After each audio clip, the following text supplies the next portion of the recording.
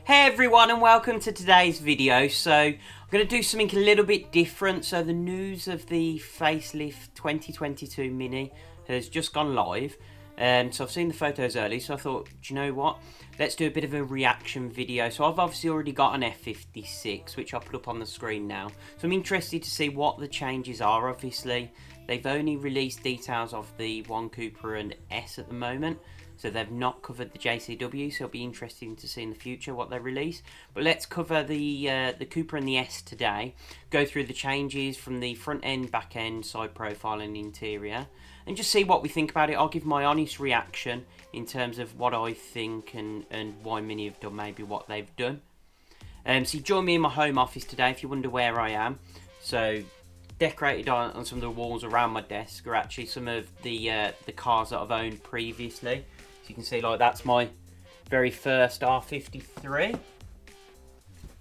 We've got my Mini Clubman JCW.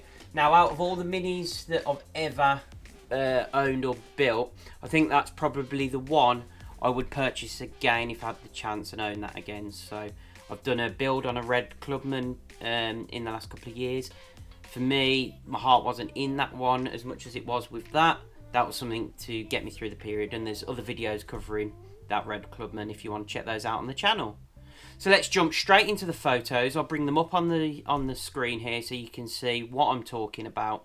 And let's just go through each of them and just see what my reaction is in terms of all the different differences that have been introduced. Okay, so the exciting thing for me when Mini come out with a facelift or a refresh, a new model, is the new colours that they introduce. So it looks like they've introduced three actually really nice colours. So they've got the rooftop grey, the island blue, and the zesty yellow. Now for me, the yellow especially stands out. So let's take a closer look at the yellow. So Mini have always done sort of a really pale pasty yellow. So whether it was the one on the R53, the R56 had mellow yellow, which still it wasn't as bright and as custardy as I'd expect a yellow to be.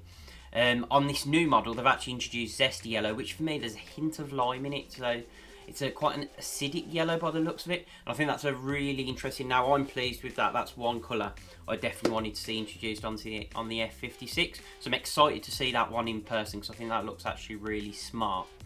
So let's get into the details around the car itself. So let's jump first of all into the front end. Okay, so the big thing for me that stands out when you look at that front end is that big grille. So it looks like almost like a bandit moustache all the way around, right to the bottom of the bumper. So the previous grille obviously went underneath that bumper bar.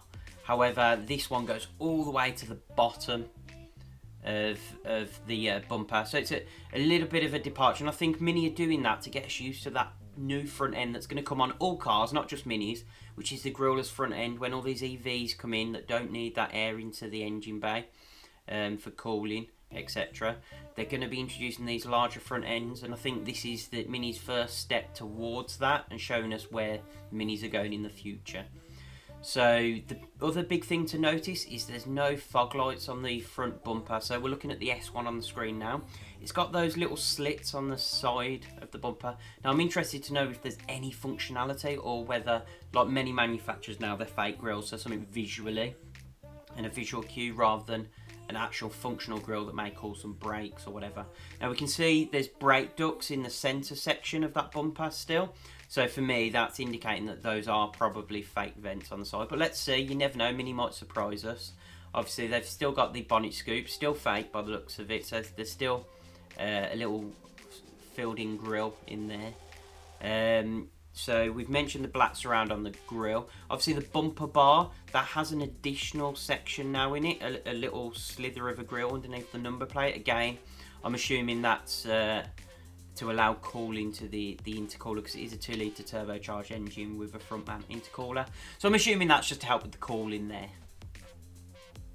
In terms of the headlights, it looks like they've got some potentially slight tweak on the design with the black interior on those, and you can see the headlight rings are black.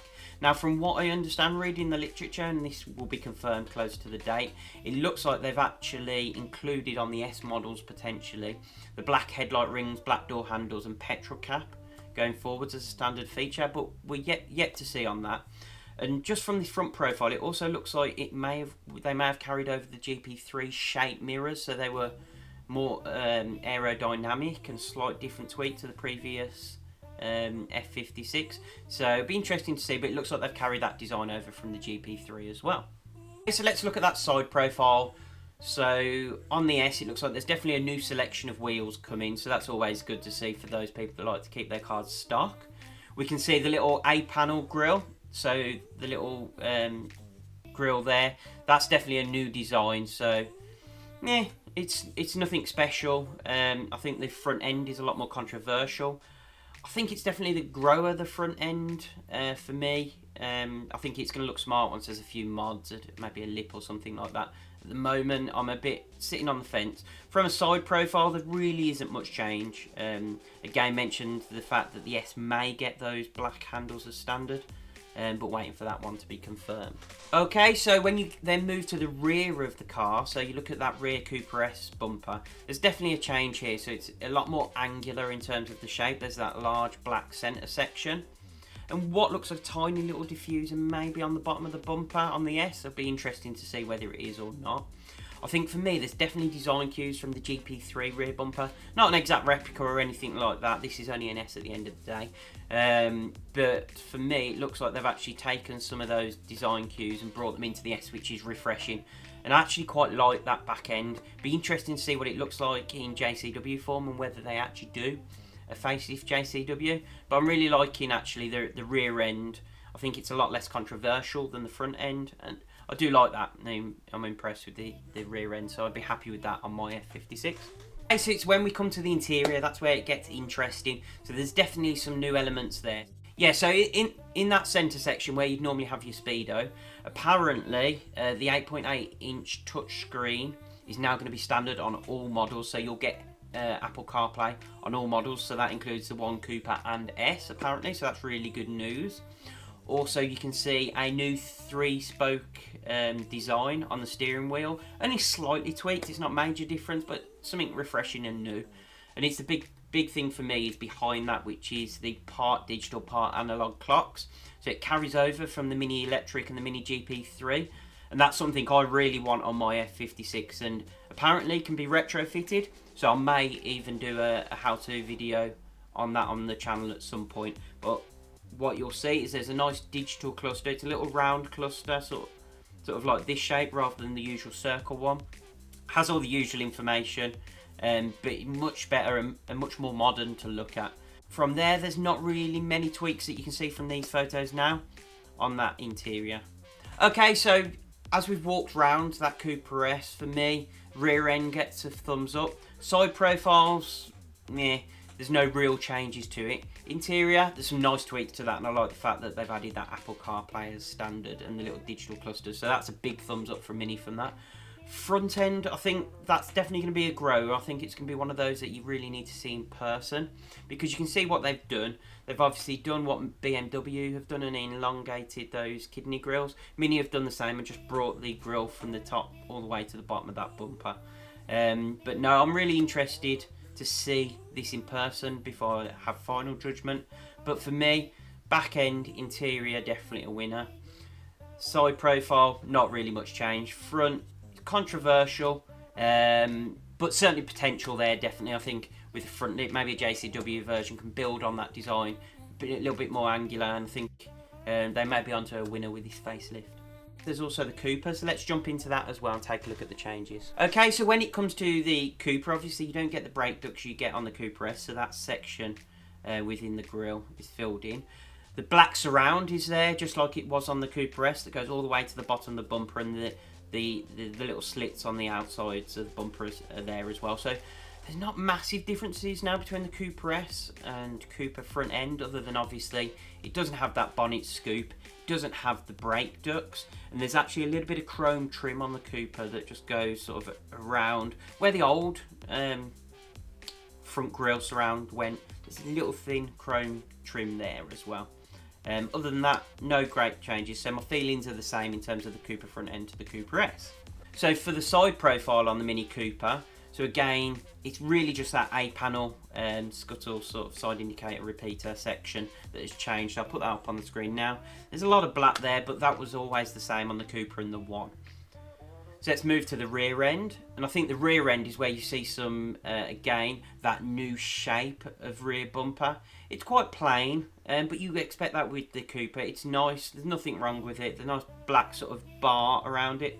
Now for me, I prefer the Cooper S rear end to this new one, but it's not offensive. It's got like a little black moustache, just like the front end has.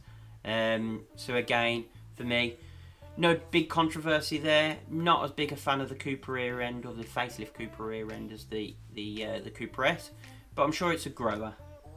Another one to show as well that hasn't really highlighted is the fact on the roof on the Cooper S, and apparently it'll be available on all One, Cooper and S, not the JCW at the moment, is this gradient fade on the roof. So it goes from black to the colour of the body. Now I'm assuming they may do the same if you option for a white roof. They'll fade from white to the colour of the body. So I'll put a photo on the screen now. That's something different. I'm not necessarily a fan of it, as in I'd put it on my car, but I think that's a nice different option for people to have when it comes to the roof designs. And Minis all over the generations have always had interesting roof designs, whether it's the Union Jacks, whether it's stripes up them. There's always been something to play with in terms of the design when you're creating your Mini. And Minis are all about having the different options to make them unique, whether it's bonnet stripes, etc. Okay, so to finish this video off, I think for me, overall with the facelift, it's a big thumbs up from me. So I like it. So I think the front end's controversial. I think it'd be a grower and look better. It's what we thought about the F56 and the R56 when they came out. A little bit unsure, not sure whether I like it, whether I don't. I think for me, I'm going to hold judgment, reserve judgment, and go with the fact I like the back end. Side profiles, yeah, is what it is. Interior changes are really nice. I like those screens. So it's a big thumbs up for me in terms of the facelift over both the S and the Cooper. So hopefully you found today's video entertaining. If you did, please hit that like button. That really helps the channel. And if you want notifications on future videos, please hit that subscribe button, hit the notification bell, and you'll get alerts every time we upload. So we've got plenty of content coming. Hopefully if there's a JCW announcement like this, in terms of a facelift, we'll do the news on that, and we're going to be covering a number of different topics over the next few months. Hopefully you guys liked the last video in terms of the history of Orange. If you didn't, please go check that out on the channel as well. That was my last upload. So stay safe, and I'll see you in the next video.